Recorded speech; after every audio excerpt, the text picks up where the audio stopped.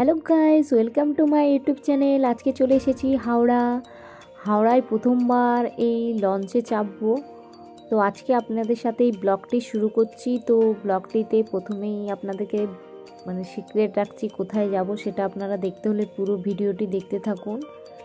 তো লঞ্চে দেখুন কি সুন্দর সবাই মিলে বসে পড়লো। এই লঞ্চটা আমাদের যাবার কথা ছিল না, তাই আমরা চাপলাম না।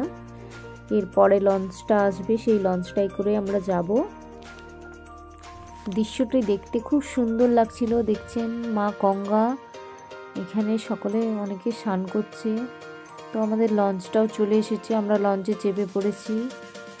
আমাকে তো ভীষণ ভয় লাগছিল, কিন্তু চেপে কোনো ভয় লাগলো না। আগে আমি নৌকায় বসেছি, নৌকাটা খুব দুলে, আমি সেটাই ভেবেছিলাম যে লঞ্চটাও খুব দুলবে, তো সেই রকম কোনো ব্যাপার না। আর এই দেখুন হাওড়া ব্রিজের নিচের দিয়ে যাচ্ছি। তো ব্রিজের নিচটা কেমন সেটাও দেখতে পাচ্ছি, আর আপনাদেরকেও ভিডিও করে দেখাতে পাচ্ছি। আমার খুব ভালো লাগছে, ভীষণ ভালো লাগছে।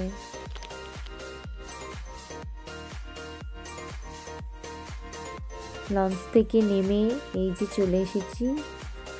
এটাই হলো আজকে আমার উদ্দেশ্য আসা। অন্যান্য দিন মার্কেটিং করার জন্য আসি, তো আজকে এসেছি বাবার মন্দির, যেটা এখানে ভূতনাথ মন্দির বলে সকলে। তো সেই ভূতনাথ মন্দিরে আমরা পুজো দেওয়ার জন্য এসেছি আজকে। চলুন তাহলে ভেতরটা দেখা যাক। মন্দিরের ভেতরে আমরা সব পুজো দিলাম। মন্দিরটার ভেতরটা দেখেছেন, খুব দারুণ। মন্দিরটার ভেতরে এসে এটা ফিল করলাম যে খুব একটা শান্তি টাইপের পেলাম যেন মনে। আপনারাও আসতে পারেন এই মন্দিরটা। আসতে গেলে বেশি খরচ হবে না, আপনারা হাওড়া থেকে চলে আসতে পারেন। হাওড়ার উল্টো দিকে নেমেই লঞ্চ রয়েছে, ওখানে 12 টাকা করে নেয় টিকিট। লঞ্চের জন্য 12 টাকার টিকিট কেটে চেপে পড়বেন, সামনেই মন্দিরের সামনেই নামিয়ে দেবে। ওখান থেকে হেঁটে আপনারা পুজো দিতে চলে আসতে পারবেন। এখানে কোনো পান্ডা নেই যে ধরে পুজো দেবে, বেশি টাকা নেবে, এরকম কোনো ব্যাপার নয়।